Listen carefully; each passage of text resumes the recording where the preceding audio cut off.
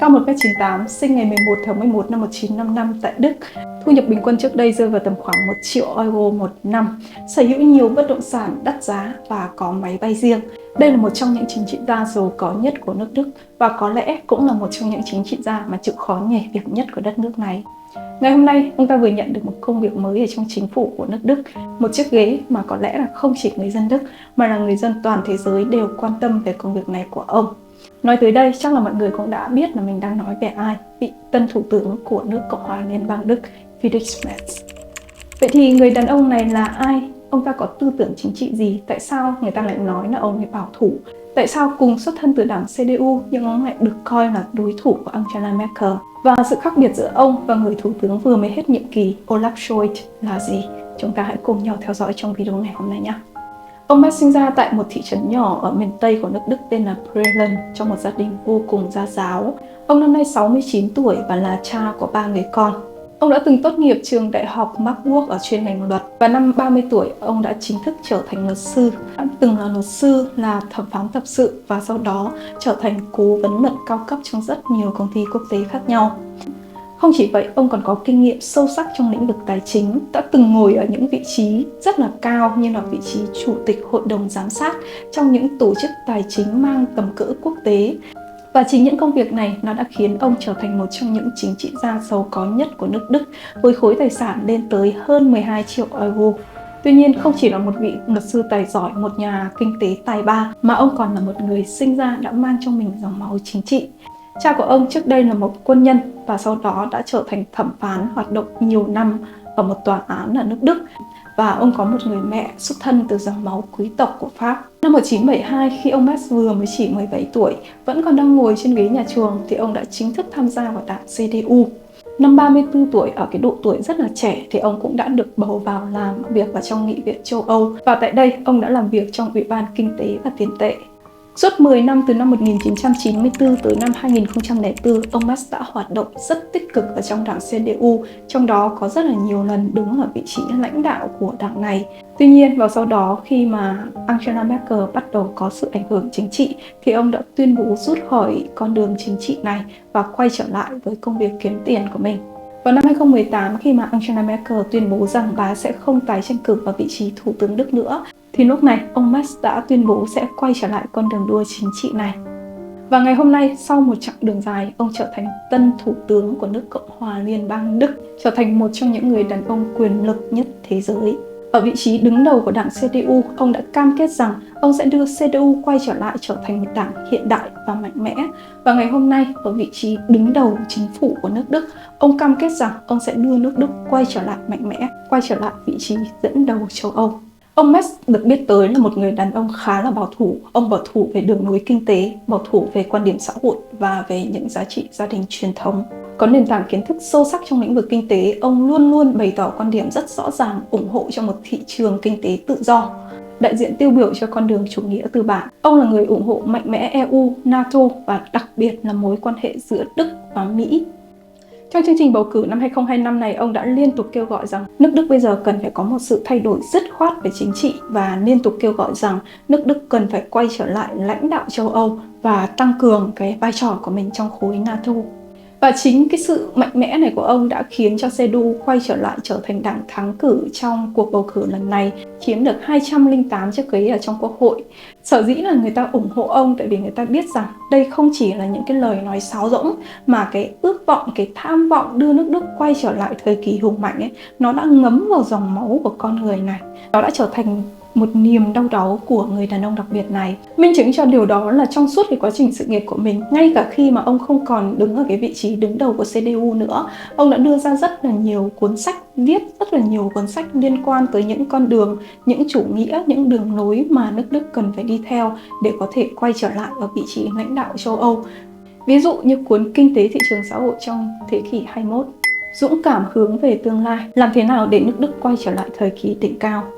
Chỉ ai biết thay đổi thì mới có thể tồn tại. Một trong những cuốn sách rất là kinh điển và minh chứng cho cái lối suy nghĩ bảo thủ của ông đó là cuốn sách Dám tiến xa hơn vào chủ nghĩa tư bản, Mehr Kapitalismus wagen. Trong cuốn sách này, ông đã kêu gọi một cuộc cải cách kinh tế sâu rộng dành cho nước Đức. Ông cho rằng chủ nghĩa tư bản chính là nền tảng cho một xã hội công bằng và thị trường kinh tế tự do chính là cái công cụ để đạt được điều đó. Ông chỉ trích về những chính sách xã hội mang phần thái quá và ông cho rằng chính những cái chính sách xã hội dành cho những người thất nghiệp lâu dài, chính những cái chính sách xã hội mà hỗ trợ người dân một cách thái quá, nó sẽ khiến cho cái động lực làm việc của họ bị mất đi và qua đó thì nó sẽ kéo cái nền kinh tế của đất nước Đức đi xuống. Và ông kêu gọi một sự tăng cường cạnh tranh, giảm bớt cái vai trò của nhà nước trong việc phát triển kinh tế xuống. Nói tóm lại thì ông theo cái trường phái là tự lực tự cường, tự thân. Có nghĩa là mỗi cá nhân nên có cái trách nhiệm với cái tình hình tài chính của mình và bớt phụ thuộc vào nhà nước thôi. Và nhìn một cách tổng thể thì ông Merz cho rằng nước Đức vào thời điểm hiện tại đã quá mềm yếu rồi, cần phải mạnh mẽ hơn, cần phải quyết đoán hơn để lấy lại cái vị trí đứng đầu châu Âu của nó.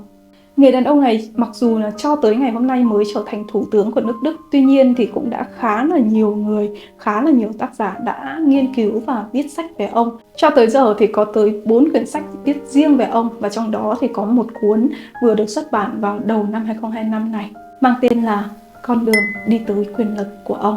Sự bảo thủ của ông cũng thể hiện trong những quan điểm liên quan tới truyền thống gia đình. Ông Merz là một người luôn luôn ủng hộ những giá trị truyền thống gia đình. Trong một bài phát biểu vào năm 2023 của mình, ông ấy đã nói rằng chúng ta cần phải xây dựng một xã hội dân sự và gia đình. Ông ấy cũng đã nhiều lần chỉ trích những cái công việc mà phải làm thâu đêm suốt sáng và làm kiểu không có thời gian để dành cho gia đình nữa. Ông ấy nói rằng cái việc mà nghỉ ngơi vào ngày cuối tuần ấy là một cái việc rất là quan trọng để những người lao động có thể chăm sóc gia đình, chăm sóc con cái của họ. Ngoài ra ông ấy cũng đã thể hiện cái quan điểm rằng cái việc mà nghỉ ở nhà chăm con ấy, chăm 1 năm, 2 năm ấy, nó không được phép coi là điểm trừ trong sự nghiệp của một người mà nó phải được công nhận như một công việc bình thường khác. Nói chung, trong những cái chính sách của ông thì ông luôn luôn ưu tiên tạo điều kiện thuận lợi cho những người có gia đình, có con cái. Và chính vì bảo vệ những cái giá trị mang tính chất truyền thống này, trước đây ông đã từng phản đối cái quan hệ đồng giới. Nhưng mà sau này vì là đã có những cái nghiên cứu khoa học về cái chủ đề này, trong đó người ta cũng đã đưa được ra những cái minh chứng rằng cái việc mà một đứa trẻ con lớn lên trong một gia đình có bố mẹ đồng tính thì nó không ảnh hưởng tới cái sự phát triển đó. Cho nên là cái quan điểm của ông về việc đồng giới nó cũng đã mềm mỏng hơn rất nhiều so với trước đây. Ngoài giá trị truyền thống gia đình thì ông còn đề cao những giá trị trong Kitô giáo. Ông cho rằng những giá trị truyền thống ở trong Kitô giáo chính là cái kim chỉ nan, chính là cái định hướng để một người có thể phát triển theo những cái đường lối đúng đắn, khiến cho con người khiêm tốn hơn, khiến cho con người có thể có những cái quyết định sáng suốt hơn, đi theo đúng những cái chuẩn mực hơn. Nói tóm lại về cái tư tưởng chính trị mà người đàn ông này theo đuổi, chúng ta có thể tóm gọn nó trong 3 cái điểm sau đây.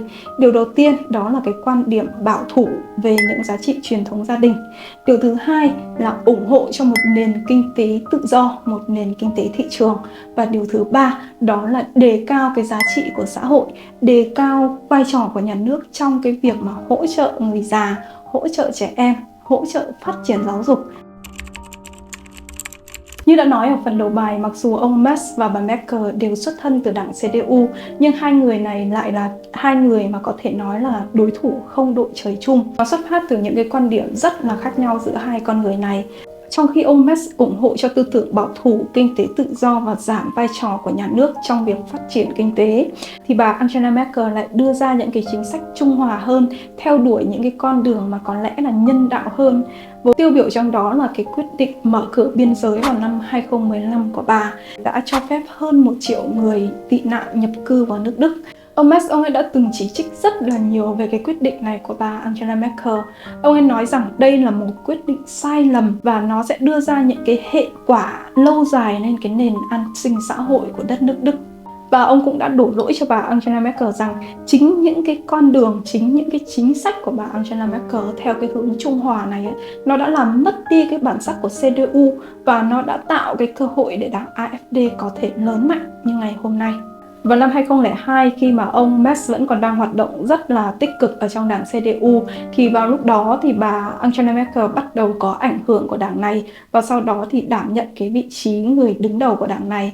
Và sau đó thì ông Merz đã tuyên bố rằng ông sẽ rút khỏi đường đua chính trị. Sau này thì ông đã nói rằng cái quyết định là rút khỏi đường đua chính trị này không phải vì tự nguyện mà bởi vì bà Angela Merkel đã loại ông ra khỏi cái đường đua đó. Bởi vì bà ấy sợ rằng ông ấy là một đối thủ đáng gờm. Và ngay khi mà bà Angela Merkel bà tuyên bố rằng bà ấy không tiếp tục tái tranh cử vào vị trí thủ tướng của nước Đức nữa, thì ông Merz đã quyết định quay trở lại đường đua này. Tuy nhiên thì ngay lúc đầu khi mà ông ấy quay trở lại đường đua vào năm 2018 ấy, thì lúc đó thì bà Merkel bà ấy vẫn có những cái ảnh hưởng nhất định trong đảng CDU sau 16 năm lãnh đạo. Vì vậy mà ông Merz cũng đã gặp phải không ít những khó khăn. Cho tới tận năm 2021, 3 năm sau đó, khi mà đảng CDU bị thất bại trước cuộc bầu cử vào năm 2021 đó, thì lúc này người ta mới bắt đầu tin tưởng lại ông Merz và ông ấy bắt đầu lấy lại được quyền lực.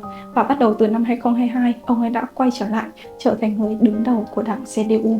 Tuy nhiên thì cái câu chuyện tranh giành quyền lực này nó đã trở thành câu chuyện của quá khứ rồi. Ngày hôm nay với cái sự kiện Shoot Out Mess In này, nó sẽ ảnh hưởng gì tới nước Đức và trong thời gian tới nó sẽ có sự thay đổi gì? Để biết được điều đó, chúng ta sẽ so sánh tư tưởng chính trị của ông Merz và ông Scholz, một người là tân thủ tướng và một người đã từng là thủ tướng cho tới thời điểm này. Trước tiên về tư tưởng chính trị thì ông Scholz, ông cũng có những cái đường lối trung dung, trung hòa giống như bà Angela Merkel. Ông ấy luôn luôn cố gắng để tăng cường, để cải thiện những cái chính sách về xã hội với cái mục đích là tập trung vào cái đối tượng là những tầng lớp có thu nhập thấp ở trong xã hội này, để làm sao cái khoảng cách giữa giàu và nghèo của người Đức nó bị rút ngắn đi. Trong khi ông Merz thì lại ở một cái hướng hoàn toàn khác. Ông ấy ủng hộ cho một nền kinh tế thị trường tự do. Và ở trong nền kinh tế đó thì cái sự trợ giúp của nhà nước nó phải giảm đi. Cái việc đầu tư công nó phải giảm đi. Có nghĩa là sẽ cắt những cái khoản đầu tư công cho những cái chính sách xã hội. Ông ấy khuyến khích cái việc đầu tư tư nhân và kêu gọi rằng mỗi người thì cần phải có ý thức về cái việc phát triển kinh tế của mình.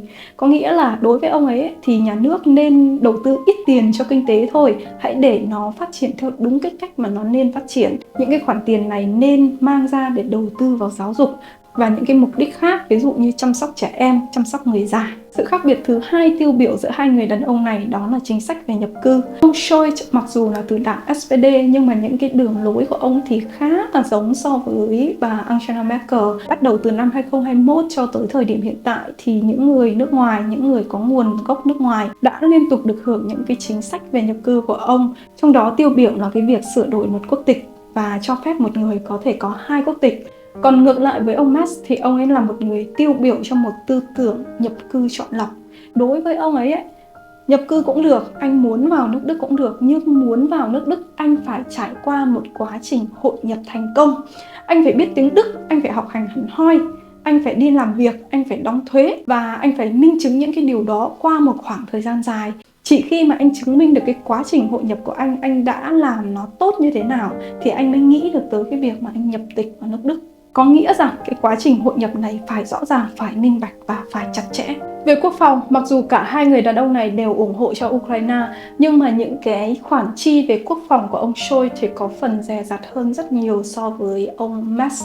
Đối với ông Merz, mặc dù vào thời điểm này thì ông ấy vừa mới lên nắm chức thôi, nhưng mà ngay từ khi mà có cái kết quả rõ ràng trong cái cuộc bầu cử lần này ấy, là CDU sẽ là đảng nắm quyền ấy, nó đã có một số những cái thay đổi khá là quan trọng.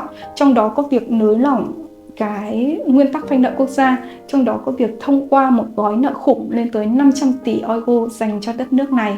Và những cái điều này nó là một cái tín hiệu của cái việc tăng chi tiêu quốc phòng trong những năm tiếp theo của ông Merz, với cái mục tiêu là khiến cho nước Đức mạnh mẽ hơn, đảm nhiệm nhiều vị trí hơn trong khối NATO.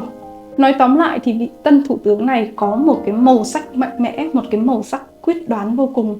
Và cũng chính vì cái sự quyết đoán này của ông mà rất là nhiều người đã ủng hộ cho ông, đã khiến cho ông có được cái vị trí công việc như ngày hôm nay. Cũng chính vì cái sự mạnh mẽ, cái sự cương quyết này mà ông gặp phải không ít những khó khăn trong cái việc mà cái nguy cơ bị chia rẽ nội bộ. Bởi vì trong cái đảng CDU ấy cũng sẽ có những người theo ông, ủng hộ ông, và cũng sẽ có những người mà theo cái tư tưởng rằng nước Đức bây giờ cần phải trung hòa nhiều hơn. Và cũng có một cái khó khăn nữa mà ông sẽ phải đối mặt, đó là cái hình ảnh là một người đàn ông cương quyết mạnh mẽ này ấy, phần nào đã bị phá bỏ đi bởi những cái lời thất hứa của ông. Ít nhất từ tháng 2 năm nay, kể từ khi mà đảng của ông thắng cử tới giờ ấy, thì đã có 2 lần mà báo chí đã nói rằng ông Musk là một kẻ dối trá, là một kẻ không giữ lời hứa. Lần đầu tiên đó là khi mà cái gói nợ 500 tỷ này được thông qua, mà về cái chủ đề này mình cũng đã từng làm 2 video, các bạn cũng có thể tham khảo ở phần góc này nhé. Và lần thứ hai mà ông bị coi là thất hứa, đó là khi mà ông ký kết cái bản hợp đồng liên minh với đảng SPD ấy. Thì trước đây ông đã dứt khoát tuyên bố về cái quan điểm nhập cư chặt chẽ của ông như thế nào. Thì bây giờ những cái lời lẽ này, những cái sự cương quyết này tự nhiên nó biến mất hoàn toàn ở trong bản hợp đồng liên minh lần này. Còn một cái khó khăn bên lề nữa mà ông Musk sẽ phải đối mặt với trong thời gian tới, đó là cái mối quan hệ căng thẳng giữa Mỹ và Đức. Khi mà cái người đàn ông hiện tại đang nắm quyền ở Mỹ, một người đàn ông mà có lẽ là gây tranh cãi trong mọi thời đại, thì giữa Trump và Musk đã có những cái quan điểm bất đồng nhất định, và cũng có thể nhìn thấy rằng những cái đường lối của ông Trump nó khác biệt so với ông Musk như thế nào. Thì trên đây là những thông tin liên quan tới vị tân thủ tướng của nước Đức. Còn các bạn cảm thấy thế nào? Các bạn có tin tưởng người đàn ông này sẽ lãnh đạo nước Đức quay trở lại hùng mạnh hay không? Một câu hỏi cuối cùng cho mọi người có biết là ông Musk ở cái vị trí này, ông sẽ kiếm được bao nhiêu tiền một tháng không? Hãy comment ở bên dưới để chúng ta có thể cùng nhau đóng góp một cách văn minh nhé. Cảm ơn mọi người đã quan tâm theo dõi và hẹn gặp lại trong video lần sau. Bye!